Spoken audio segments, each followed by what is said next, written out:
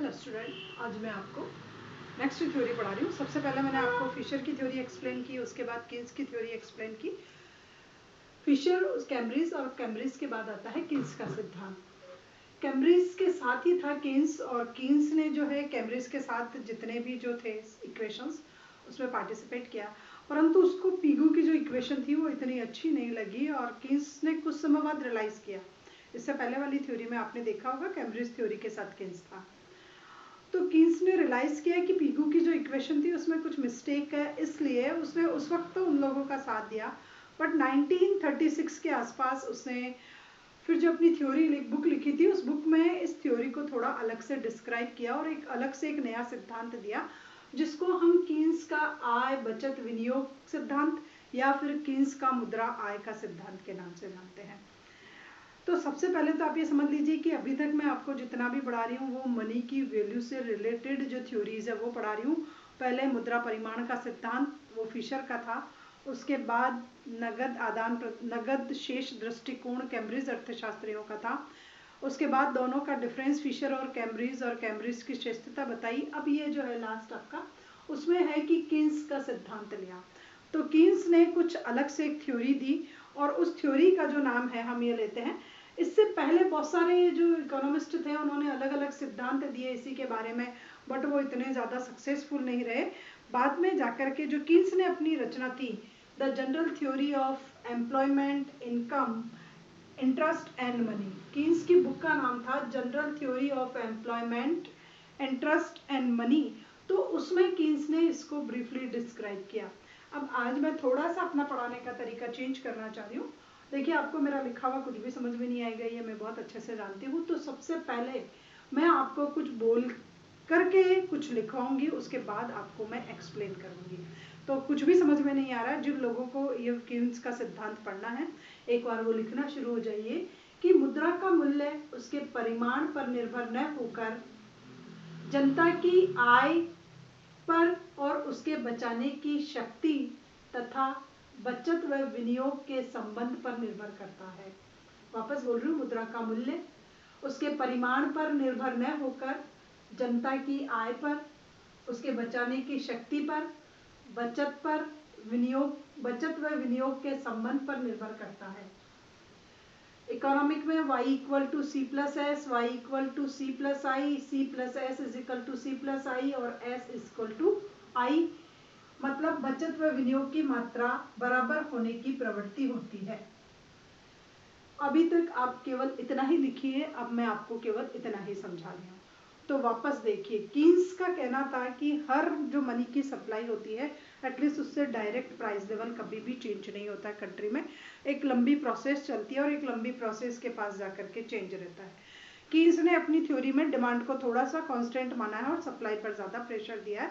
तो according to Keynes जो होता है, मुद्रा का मूल्य अर्थात जो मनी की वैल्यू होती है, it is not depend upon the it's quantity, वो उसके परिमाण पर निर्भर नहीं करती है।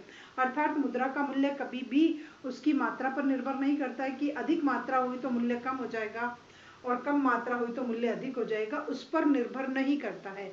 पहले वाली बात को अच्छे से समझ लो कि किन्स कहना चाह रहा है कि मुद्रा का मूल्य कभी भी मनी की क्वांटिटी पर डिपेंड नहीं करता, उसकी मात्रा पर निर्भर नहीं करता है, बल्कि ये किस पर निर्भर करता है, जनता की आय पर। सबसे पहले उस कंट्री की पब्लिक की इनकम का लेवल क्या है, तो जो डिपेंड करेगी मनी की value, it is totally depend upon the level of income. जनता की आय पर निर्भर करेगा कि रियल में जनता की आय कितनी है और उसके बचाने की शक्ति and the capacity of saving, कि रियल में पब्लिक की कैपेसिटी ऑफ सेविंग कितनी है, तो बचत की मात्रा पर निर्भर करेगा तथा बचत व विनियोग के संबंध पर निर्भर करेगा। And the relationship between saving and investment, बचत और विनियोग के बीच का जो संबंध होता है एटलीस्ट उस पर निर्भर करेगा। तो किस पर निर्भर नहीं करेगा मुद्रा का मूल्य, केवल मात्रा पर नहीं करेगा बल्कि जनता की आय पर निर्भर करेगा, बचाने की शक्ति पर निर्भर करेगा और बचत व विनियोग की मात्रा का संबंध कैसा है उस पर निर्भर करेगा। यहाँ तक कि ये 2 लाइनें जो उसने बताई। अब हम सब जानते हैं कि कभी भी अगर हमारी कंट्री में हमारी जो भी इनकम होती है, तो इनकम की स्प्लिटिंग हम इस स्टाइल से ही करते हैं कि C प्लस एस। किसी भी कंट्री में अगर वहाँ की इनकम को डिस्ट्रीब्यूट किया जाए तो उसकी स्प्लिटिंग 2 टाइप से होगी, S C plus S. C means consumption and S means saving. तो आप या तो आय का उपभोग करोगे या फिर आप अपनी इनकम को बचा लोगे। दो बात हो गई, स्प्लिटिंग हो गई। It means saving equal to S माना है, या फिर आप स्प्लिटिंग ऐसे कर लीजिए कि Y equal to C plus I, या आप कंज्यूम करोगे या फिर आप इन्वेस्टमेंट कर दोगे। तो यहाँ पर क्या हो गया, C plus S is equal to C plus I हो जाता है। सी आपका कॉमन निकल गया। इट मीन्स इकोनॉमिक में अगर S इक्वल टू आई है, दोनों की मात्रा बराबर है, तो मूल्य में स्थिरता रहेगी, किसी स्टाइल का कोई फ्लक्चुएशन नहीं आएगा। अगर इन दोनों में इम्बैलेंस हो गया तो प्राइस लेवल चेंज होगा। कीज कहना चाह रहा है कि अगर इन दोनों में चेंजेस हो जाता है, सेविंग और इन्वेस्ट फ्लक्चुएट हो जाता है, एक हाई एक लो, एक लो एक हाई, तब जाकर के क्या होगा कि हमारे प्राइस लेवल में चेंजेस होगा। तो प्राइस लेवल में चेंजेस करने के ये दो पावरफुल फैक्टर है, सेविंग एंड इन्वेस्टमेंट। अब ये कह रहे हैं कि अगर इनकी मात्रा बराबर होने की प्रवृत्ति रहेगी तो ठीक है, अगर इम्बैलेंस हो गया तो चेंज हो जाएगा। अब ये कहना चाह रहा है कि सेविंग और इन्वेस्टमेंट जो है वो दो पर्टिकुलर अलग अलग क्लास के लोगों के द्वारा किया जाता है। सेविंग अलग पर्सन करता है और इन्वेस्टमेंट अलग कैटेगरी का पर्सन करता है। Then there are difference in the factors and the class. दोनों में अलग अलग है। जो सेविंग को अफेक्टेड करेंगे वो फैक्टर अलग होंगे, और जो इन्वेस्टमेंट को अफेक्टेड करेंगे वो फैक्टर अलग अलग होंगे, क्योंकि सेविंग और इन्वेस्टमेंट कंट्री में जो किया जा रहा है वो पर्टिकुलर अलग अलग स्टाइल के लोगों के द्वारा किया जा रहा है। बचत करने वाले को हम बचतकर्ता कहते हैं और विनियोग करने वाले के विनियोगता कहते हैं। तो यहाँ पर क्या हो गया कि दोनों अलग अलग वर्गों द्वारा की जाएगी और दोनों के ऑब्जेक्टिव भी अलग अलग होंगे। सेविंग के पीछे अलग लॉजिक होगा और इन्वेस्टमेंट के पीछे अलग होगा। सेविंग के पीछे एक ही लॉजिक होता है कि एक तो धन की सेफ्टी रहती है, दूसरा हमें इंटरेस्ट मिलता जाता है। लेकिन इन्वेस्टमेंट के पीछे जो होता है वो प्रॉफिट मैक्सिमाइजेशन की होती है, एसेट्स वेल्थ जनरेशन की होती है, अपना एक्सपेंशन करने की होती है, न्यू इंडस्ट्री के सेटअप की होती है, कुछ भी हो सकती है। इन्वेस्टमेंट के पीछे हमारा जो ऑब्जेक्टिव होता है वो अलग अलग होता है। Then the difference between objective, दोनों के ऑब्जेक्टिव में क्या है, डिफरेंस है। अब होता है कि जो हमारी बचत की जो मात्रा है वो बचतकर्ताओं की आय पर निर्भर करेगी। Then the quantity of supply is totally depend upon the income of savers. जो भी सेविंग कर रहा है एटलीस्ट उसकी मात्रा पर निर्भर करेगी कि रियल में उसकी इनकम का लेवल क्या है।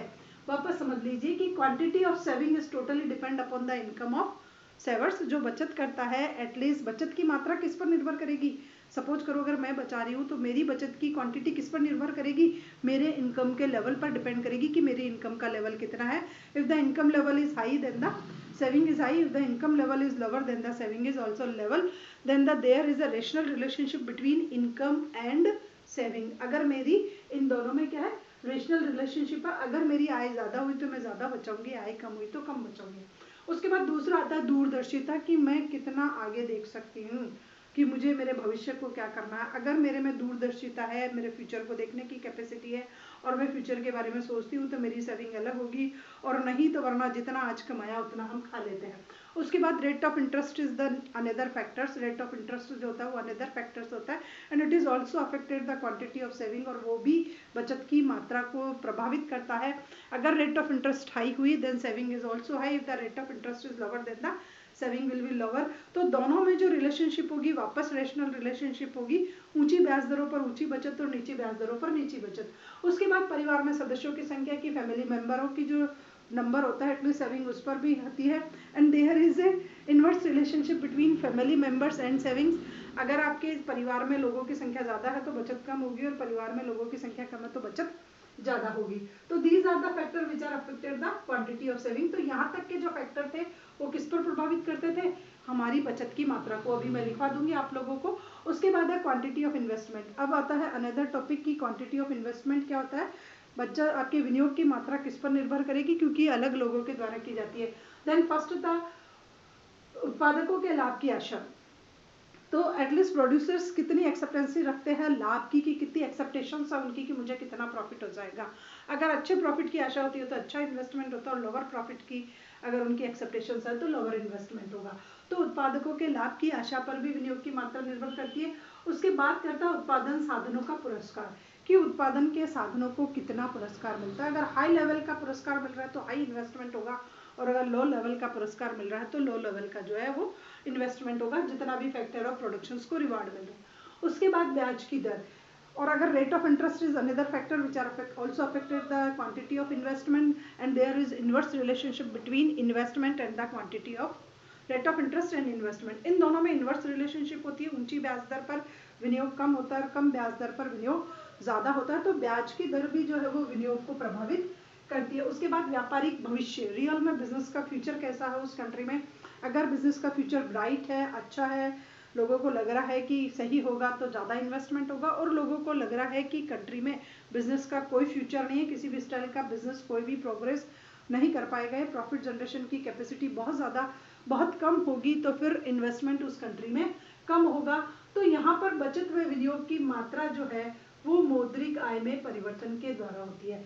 अब अगर हमारे यहाँ तक तो हो गया, दोनों के फैक्टर अलग अलग हो गए, इसलिए दोनों होते हैं। अब होता है कि there is a imbalance between S and I, अगर किसी स्टाइल का दोनों में इम्बैलेंस होता है तो इनकम एक पावरफुल फैक्टर होता है। इनकम के द्वारा ही ये दोनों बराबर होते हैं और इनकम के द्वारा ही इन दोनों में इम्बैलेंस होता है। It means income is more powerful factors. तो यहाँ तक के समझ में आ गए, यहाँ तक मैंने आपको लिखा दिया था, आगे लिखना चाहते हो तो लिख लो। एस मीन सेविंग, बचत व विनियोग दोनों समाज के अलग अलग वर्गों द्वारा अलग अलग उद्देश्य से किए जाते हैं। बचत की मात्रा बचतकर्ताओं की आय, दूरदर्शिता, ब्याज दर, परिवार में सदस्यों की संख्या पर निर्भर करती है, जबकि विनियोग की मात्रा उत्पादकों के लाभ की आशा, उत्पादन साधनों का पुरस्कार, ब्याज दर, व्यापारिक भविष्य, बचत व विनियोग की मात्रा और मौद्रिक आय में परिवर्तन के द्वारा बराबर होती है। तो ये हो गया यहाँ पर। ये इंग्लिश में चाहो तो इंग्लिश में भी ट्रांसलेट कर देते। तो quantity of investment is totally depend upon the profit of producers factor and the reward of factor of productions, rate of interest and future of business, and there is a balance between S and saving. If there is imbalance then the money is the monetary income is more powerful factors. अब हो गया सिद्धांत के मुख्य तत्व कि सिद्धांत के रियल में कौन कौन से फैक्टर्स है, पहले उसको समझ लो। तो सबसे पहला इसका है कि क्वांटिटी ऑफ मनी आय पर निर्भर करती है। इट मीन्स मुद्रा की मात्रा टोटली इनकम पर निर्भर करती है। अगर इनकम अच्छी होगी तो मुद्रा की मात्रा देश में अच्छी होगी, और अगर इनकम लेवल लोअर है तो क्वांटिटी ऑफ मनी भी लोअर होगी। कि तो मुद्रा की मात्रा जो है वो किस पर निर्भर करती है, आय पर निर्भर करती है कि मॉनेटरी इनकम लोगों की कैसी है। अब है कि समाज में अगर इन्वेस्टमेंट में इंक्रीज होता है तो उससे क्या होगा, आपका कंजम्पशन बढ़ेगा और कंजम्पशन से सेविंग होगा। अब यहाँ पर करा है कि मनी की सप्लाई हुई, आय इनकम हुई, समाज में लोगों की क्या होगी, मांग तो स्थिर है पर लोगों की आय बढ़ गई। आय बढ़ने से क्या हुआ, इन्वेस्टमेंट इंक्रीज होगा, इन्वेस्टमेंट से कंजम्पशन इंक्रीज होगा, कंजम्पशन से वापस सेविंग भी इंक्रीज होगी। इनकम से इन्वेस्टमेंट, इन्वेस्टमेंट से सेविंग और सेविंग से ये तीनों इंक्रीज होंगे। उसके बाद थर्ड है कि जब किसी देश में कंजम्पशन बढ़ता है, जब किसी देश में उपभोग बढ़ता है तो उपभोग के बढ़ने से मांग बढ़ेगी, मांग के बढ़ने से कीमतें बढ़ेगी, कीमतों के बढ़ने से प्रॉफिट बढ़ेगा, प्रॉफिट के बढ़ने से इन्वेस्टमेंट बढ़ेगा, इन्वेस्टमेंट के बढ़ने से एम्प्लॉयमेंट बढ़ेगा, एम्प्लॉयमेंट के बढ़ने से प्रोडक्शन बढ़ेगा और प्रोडक्शन के बढ़ने से वापस इनकम जनरेट होगी। तो ये पूरा एक प्रोसेस चलेगी जो किन्स ने कहा।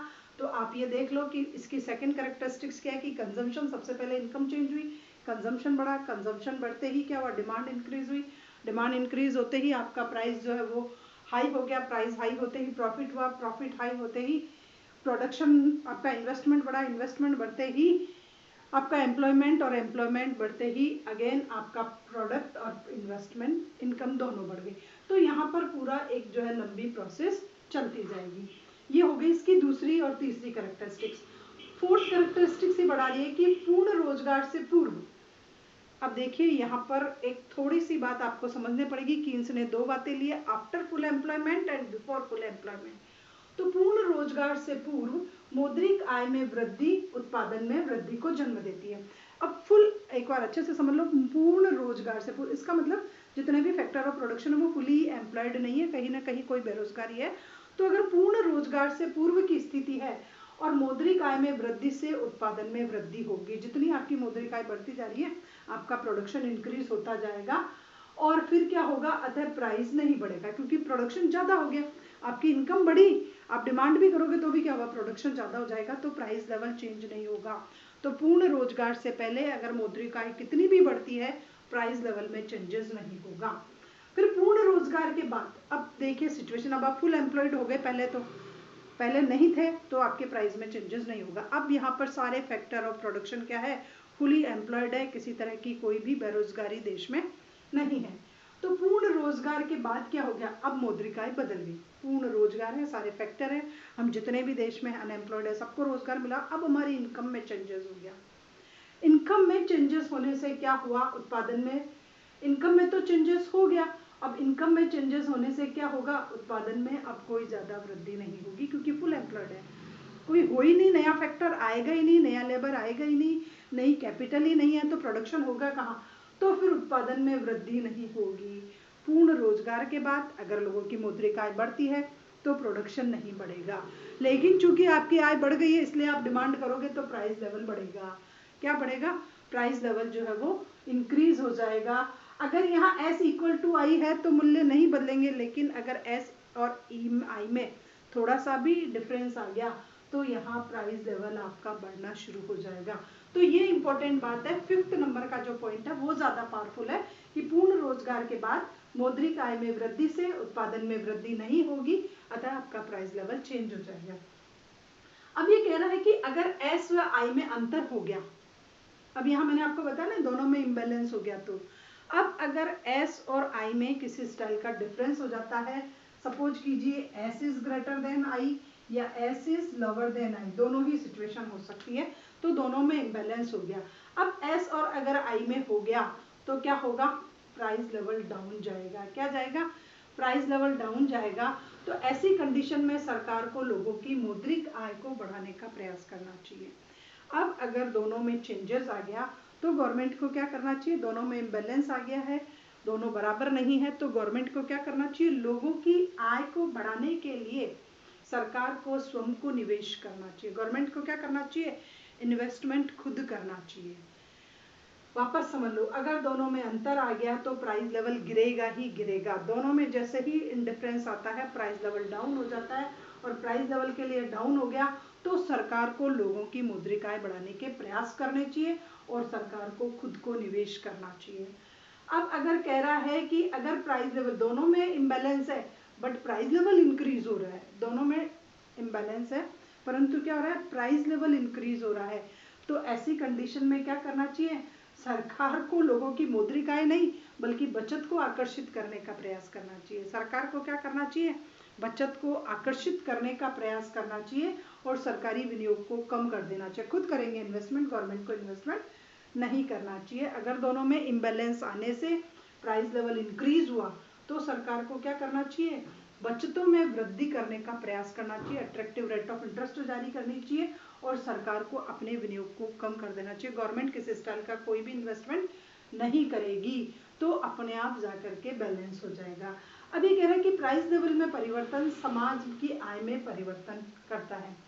प्राइस लेवल में चेंजेस से क्या होता है, समाज की इनकम भी थोड़ी सी चेंज होती है, या समाज की इनकम से चेंजेस होने से प्राइस लेवल चेंज हो जाता है। जैसे मंदी में इन्होंने बताया कि हमारी इनकम कम हो गई। मंदी में क्या होता है, लोगों की आय कम होती है, लोगों के व्यय कम होते हैं, लोगों की मांग कम होती है तो व्यय गिर जाता। और तेजी में क्या होता है, तेजी में लोगों की आय ज्यादा होती है, लोगों के व्यय ज्यादा होते हैं, लोगों की मांग ज्यादा होती है तो प्राइस लेवल इंक्रीज हो जाते हैं। तो रियल में इनकम एक ऐसा फैक्टर है जो सब कुछ बदल देता है। यहाँ तक कि इसने ये वाली बातें कही है, तो यहाँ तक आपके समझ में आ गया होगा। ये सारे इसके वो हैं कि जो मुद्रा की मांग है, मुद्रा की जो मात्रा है वो आय पर निर्भर करती है। समाज में यही ऐसे स्टाइल से चेंजेस होते हैं, अगर इन्वेस्टमेंट बदलेगा तो आपका कंजम्पशन बदलेगा तो आपकी सेविंग बदलेगी। तो ये हो गया। अब कीन्स के अनुसार क्या होता है, कीन्स ने एक स्टेटमेंट और दिया लास्ट में कि मुद्रा की पूर्ति में परिवर्तन से, जैसे ही मुद्रा की पूर्ति बदल गई उससे मूल्य स्तर में परिवर्तन ना तो आनुपातिक होता है ना शीघ्र होता है। कीन्स कहना चाह रहा है कि मुद्रा की पूर्ति में परिवर्तन से कीमत स्तर एकदम डायरेक्ट अफेक्टेड नहीं होता है, सीधा अफेक्टेड नहीं होता है, प्रत्यक्ष और आनुपातिक रूप से नहीं होता है, होता जरूर है बट एक लंबी प्रोसेस के बाद, एक अप्रत्यक्ष रूप से और एक गैर आनुपातिक तरीके से। जितना नहीं है कि 10% अगर मनी की सप्लाई बढ़ी तो 10% से प्राइस लेवल बढ़ेगा, ऐसा कोई वो नहीं है, निश्चित नहीं है, कोई सर्टेनिटी नहीं है। दोनों में रिलेशनशिप है बट एक लंबी प्रोसेस के बाद जाकर के बीच में बहुत सारे फैक्टर आएंगे, तब जाकर के ये रिलेशनशिप मेंटेन होगी। तो कीन्स कहना चाह रहा है कि मुद्रा की पूर्ति में परिवर्तन का मूल्य स्तर पर न तो प्रत्यक्ष प्रभाव पड़ता है, न आनुपातिक प्रभाव पड़ता है। कि मुद्रा की पूर्ति में परिवर्तन का मूल्य स्तर पर न तो प्रत्यक्ष प्रभाव पड़ता है, न आनुपातिक। इट मीन्स अप्रत्यक्ष रूप से प्रभाव पड़ता है, पड़ता जरूर है बट एक लंबी प्रोसेस के बाद जाकर पड़ता है। आनुपातिक नहीं होता है, रेशनल नहीं होता है। इट मे बी पॉसिबल कभी हाई हो, इट मे बी पॉसिबल कभी लोअर हो। तो कोई रेशनल रिलेशनशिप नहीं है इन दोनों के बीच में। अब कीन्स एक पूरी प्रोसेस बता रहा है, उस प्रोसेस को समझ लीजिए।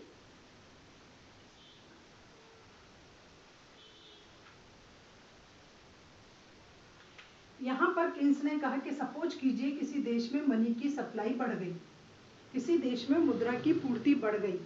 तो मुद्रा की पूर्ति बढ़ने से क्या होगा? मुद्रा की पूर्ति बढ़ गई तो मैं आपको बता रही थी कि किसी देश में सपोज कीजिए अगर मुद्रा की पूर्ति बढ़ गई, तो मुद्रा की पूर्ति बढ़ने से उसका सबसे पहला जो डायरेक्ट इम्पैक्ट पड़ेगा, ये कीन्स की प्रोसेस है। कीन्स की प्रोसेस को मैं आपको एक्सप्लेन कर रही हूँ कि अगर किसी कंट्री में डिमांड ऑफ सप्लाई जो है वो इंक्रीज हो जाता है, तो डिमांड और सप्लाई का जो सीधा सा इम्पैक्ट पड़ेगा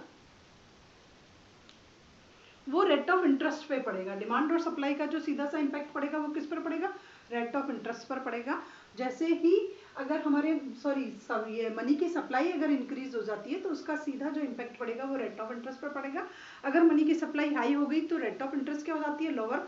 और अगर मनी की सप्लाई लोअर हो गई then rate of interest high हो जाता है।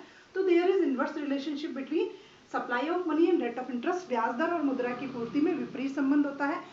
जब मुद्रा की पूर्ति ज्यादा हो जाती है तो ब्याज दरें कम हो जाती है, और जब मुद्रा की पूर्ति कम हो जाती है तो ब्याज दरें ज्यादा हो जाती है।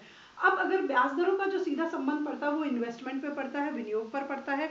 जब किसी देश में ब्याज दरें कम होती है तो विनियोग ज्यादा होता है, और अगर ब्याज दरें जो है ज्यादा होती है तो विनियोग कम होता है। देखो, रेट ऑफ इंटरेस्ट अगर गिरी तो इन्वेस्टमेंट इंक्रीज होगा ही होगा। किन्स कहना चाह रहा है, तो ब्याज दरें अगर कम है तो लोग क्या करेंगे? बैंकों में जमा नहीं करेंगे बल्कि रिस्क लेंगे और कहीं ना कहीं इन्वेस्टमेंट करेंगे।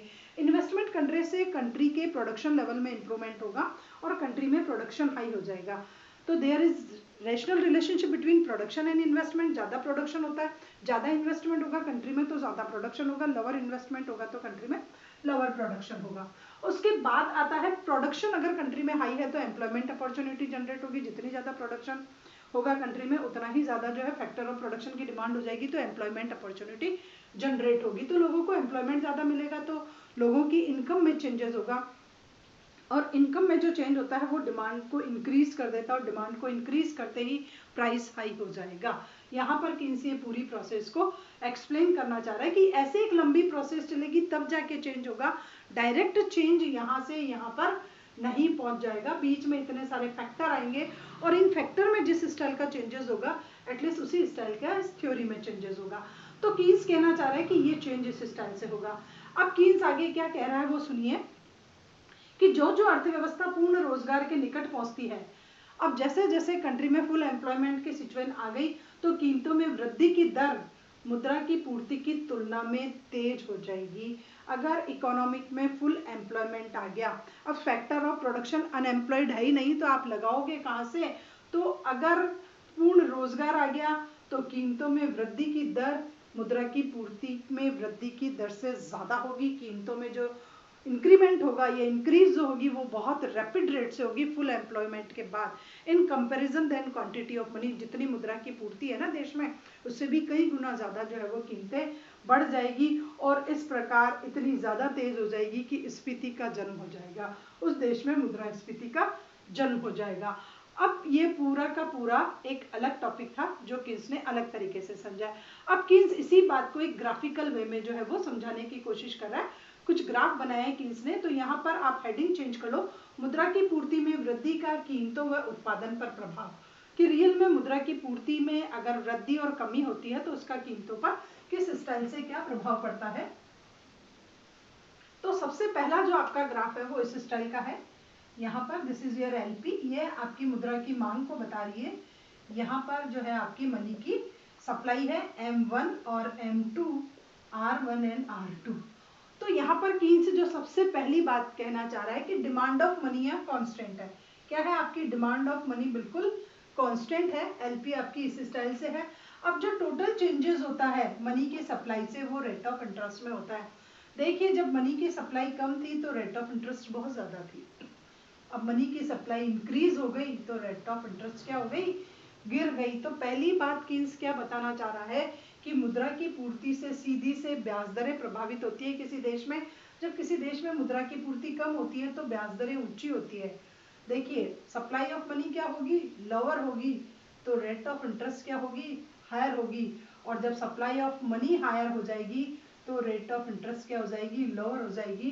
तो there is inverse relationship between supply of money and rate of interest. और यहाँ डिमांड ऑफ मनी को किन्स ने क्या माना है, बिल्कुल कांस्टेंट माना है। डिमांड ऑफ मनी जो है वो कांस्टेंट है। यहाँ पर किन्स जो है वो मुद्रा की मात्रा को बता रहा है और यहाँ पर ब्याज दरों को बता रहा है। ये उसका एक पहला डायग्राम है जिससे किन्स बता रहा है मुद्रा की मात्रा और ब्याज दर में, क्योंकि पहला फैक्टर यही था अपना कि रेट ऑफ इंटरेस्ट से इसमें चेंजेस हो गया।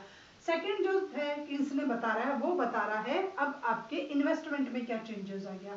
अब आप देखिए कि ये तो है आपका, पहले ये बना लीजिए, इसको बाद में बनाते हैं हम लोग इकोनॉमिक्स में। ये है आपका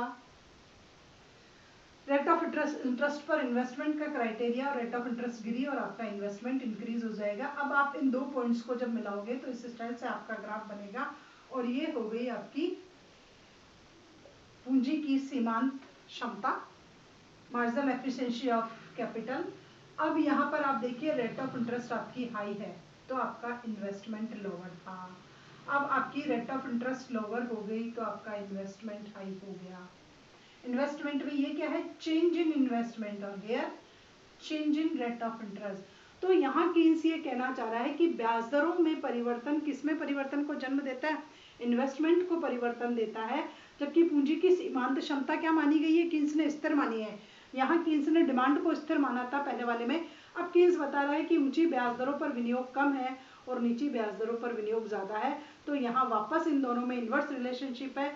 अगर आपकी रेट ऑफ इंटरेस्ट क्या हो जाएगी, वही वापस बताना इसी डायग्राम वाला कि रेट ऑफ इंटरेस्ट हाई है तो आपका इन्वेस्टमेंट क्या हो गया, लोअर, और रेट ऑफ इंटरेस्ट लोअर है तो आपका इन्वेस्टमेंट क्या हो गया, हाई हो गया। ये सेकंड डायग्राम के थ्रू कीन्स बताना चाह रहा है। यहाँ कीन्स ने क्या लिया, विनियोग की मात्रा को लिया, और यहाँ कीन्स ने ब्याज दरों को लिया है। अब देखिए कि अगर इतना चेंज हो गया इकोनॉमिक में तो कीन्स बता रहा है, ये ग्राफ आप बहुत बार बना चुके हो, 45 डिग्री का एंगल है और ये आपकी AD1 और this is your AD2, AD1 and AD2, और वापस दिस इज योर Y। अब कीन्स कह रहा है कि अगर आपकी यहाँ पर क्या हो गया, इन्वेस्टमेंट बढ़ने से आपकी एग्रीगेट डिमांड इंक्रीज हो जाती है, then this is change in investment. ये क्या हो रहा है, आपका इन्वेस्टमेंट में चेंजेस हो रहा है, and this is change in income, income में चेंज हो रहा है। अब आपने पहले मल्टीप्लायर पढ़ा था कीन्स का, तो कीन्स क्या कहना चाह रहा है कि अगर इन्वेस्टमेंट में 20% चेंज होगा तो नेशनल इनकम में उससे कई गुना ज्यादा होता है। इस वजह से आप देखिए हमेशा ये वाला डिफरेंस जो होगा वो कम होगा और हमारा ये वाला इस ग्राफ का जो डिफरेंस होगा वो बहुत ज्यादा होगा, क्योंकि कीन्स ये कहना चाह रहा है कि इन्वेस्टमेंट में जो चेंजेस होता है उसके कंपैरिजन में इनकम में चेंजेस कई गुना होता है। तो यहाँ पर जहाँ इकोनॉमिक पहले यहाँ इक्विलिब्रियम में थी, सेकंड इक्विलिब्रियम आपका ये आ जाता है। आपकी एग्रीगेट डिमांड पहले ये थी, अब आपकी एग्रीगेट डिमांड जो है वो अपर लेवल पर पहुंच गई। इन्वेस्टमेंट में इतना सा चेंज करने के बिहाफ पे इन्वेस्टमेंट में थोड़ा सा चेंज हुआ और आपकी नेशनल इनकम में जो है वो बहुत सारा चेंजेस हो गया। तो ये ग्राफ इसका होगा, यहाँ पर समग्र मांग और समग्र पूर्ति को इस ग्राफ में मैंने दर्शाया। इस स्टाइल का एक ग्राफ है, E1 E2 AD1 AD2, और ये Y यहाँ पर, ये यहाँ पर मैंने नेशनल इनकम को शो किया है। OX एक्सिस पर आपको जो है राष्ट्रीय आय को बताना है, राष्ट्रीय आय में चेंजेस ज्यादा हुआ है। तो ये जो चेंजेस है it is greater than change in investment, क्योंकि कीन्स का के मल्टीप्लायर काम करता है और कीन्स ने बताया इन्वेस्टमेंट में थोड़ा सा चेंजेस नेशनल इनकम में कई गुना परिवर्तन ला देता है। अब इस ग्राफ के बिहाफ पर ये देखिए कि आपकी एग्रीगेट डिमांड जो पहले ये थी, अब आपकी एग्रीगेट डिमांड अपर लेवल पर पहुंच गई है। एग्रीगेट डिमांड कहाँ पहुंच गई है, अपर लेवल पर पहुंच गई है, जबकि आपकी ये जो इनकम है वो एज इट इज यही थी, कांस्टेंट थी। तो डिमांड के हाई जाने पर जहां पहले आप इक्विलिब्रियम में यहाँ थे, नेक्स्ट टाइम आप इक्विलिब्रियम में यहाँ जाओगे, इस पॉइंट पर P0 था और इस पॉइंट पर आपकी P0 है। तो देखिए इम्पैक्ट क्या हुआ, change in national income and change in price level. अगर किसी देश की आय में परिवर्तन होगा तो कीमत स्तर में परिवर्तन को जन्म देगा। तो कीन्स देखिए बाद में डायरेक्ट वापस उसी बात पर आ गया जहां से वो शुरू हुआ था यहाँ पर इसने ये चेंजेस को एक्सप्लेन कर दिया और यहाँ इसने बताने की कोशिश की कि नेशनल इनकम जो होती है वो एक पावरफुल फैक्टर होती है किसी भी कंट्री में प्राइस लेवल को चेंज करने के लिए। तो आपको इस थ्योरी में ये चारों डायग्राम बनाने पड़ेंगे और इन चारों डायग्राम को थोड़ा बहुत स्लाइटली जो है वो एक्सप्लेन करना पड़ेगा कि आप ओ एक्स एक्सिस पर क्या शो कर रहे हो और ओ वाई पर क्या शो कर रहे हो, ये कौन कौन से ग्राफ है और कौन सा ग्राफ क्या शो कर रहा है। तो पहला ग्राफ आपकी ब्याज दरों में परिवर्तन और मुद्रा की मात्रा को बता रहा है, दूसरा ब्याज दरों से इन्वेस्टमेंट को बता रहा है, तीसरा इन्वेस्टमेंट से डिमांड को बता रहा है और चौथा वापस डिमांड से प्राइस को बता रहा है और लास्ट में जाकर के कीन्स का हो गया। तो अब कीन्स के सिद्धांत की जो विशेषताएं हैं, थोड़ी सी विशेषताएं हैं वो देख लीजिए कि किसी भी देश की जो मुद्रा की मांग होती है उसमें कीन्स ने तीनों चीजों को लिया है कि मुद्रा की मांग में आपकी ट्रेड की डिमांड, आपकी स्पेक्युलेटिव डिमांड और आपकी इमरजेंसी डिमांड और डेली रूटीन की डिमांड। कीन्स ने सभी प्रकार की मांग ली है जो पहले उन्होंने फिशर ने और उन्होंने जो डिमांड ऑफ मनी में जो बात कही थी अपनी, उसके बजाय कीन्स ने सारी मांग को इसमें इंक्लूड किया है। पहले अच्छी बात थी कीन्स के सिद्धांत की कि डिमांड का एक वाइड सेक्टर लिया। उसके बाद जो है कि जो मनी की सप्लाई होगी उस पर गवर्नमेंट का पूरा कंट्रोल होगा। Then supply of money is totally controlled by government, सरकार का इस पर पूरा नियंत्रण रहता है और सप्लाई ऑफ मनी और प्राइस लेवल में रेशनल रिलेशनशिप होता है। The supply level will supply of money will increase then the price level will also increase. तो सप्लाई बदलते ही मनी की आपका प्राइस लेवल जरूर बदलेगा, चाहे उसमें अप्रत्यक्ष रूप से संबंध है, गैर आनुपातिक संबंध है, पर चेंजेस होगा जरूर होगा। उसके बाद आता है कि इस सिद्धांत ने ये अधिक व्यापक है। सबसे पहला कि ये सिद्धांत इतना श्रेष्ठ क्यों है, अभी तक आप बहुत सारी थ्योरी पढ़ चुके हो, तो रियल में कीन्स का ये जो सिद्धांत है वो बहुत अच्छा है, बहुत सारे फैक्टर को लिया है, ब्रीफली एक्सप्लेन किया है, एक एक बात एक एक पॉइंट को कीन्स ने वेटेज दे दे करके एक्सप्लेन किया है। तो इसकी श्रेष्ठता इसके लिए अधिक है कि ये बहुत ज़्यादा व्यापक है, इस पे बहुत सारी थ्योरी बेस की है कीन्स ने और सारी थ्योरी को ब्रीफली इवेल्युएट किया है, बहुत सारे पहलुओं को लिया है, बहुत सारे कंपोनेंट्स को इसने अपनी स्टडी में लिया है, जैसे इन्वेस्टमेंट को लिया है, कंजम्पशन को लिया है, सेविंग को लिया है, प्रोडक्शन को लिया है। तो पूरी अर्थव्यवस्था इन्हीं फैक्टर्स के आसपास घूमती है, इसलिए कीन्स की इस थ्योरी को हम श्रेष्ठ थ्योरी कह सकते हैं क्योंकि इसने जितने भी जो इकोनॉमिक के बेसिक कंपोनेंट्स थे एटलीस्ट उसको लेकर के एक अलग से थ्योरी दी है। उसके बाद प्रैक्टिकल है, इजी है, व्यवहारिक है, आसानी से समझ में आ जाती है, हम सभी से रिलेटेड होती है क्योंकि हमारी भी कंसंट्रेशन सेविंग और इन्वेस्टमेंट में होती है। इस वजह से हम इस थ्योरी में ज़्यादा इंटरेस्ट लेते हैं कि रियल में मेरा इन्वेस्टमेंट और मेरे सेविंग का लेवल हमारी इकोनॉमिक पर किस स्टाइल से अफेक्ट करता है।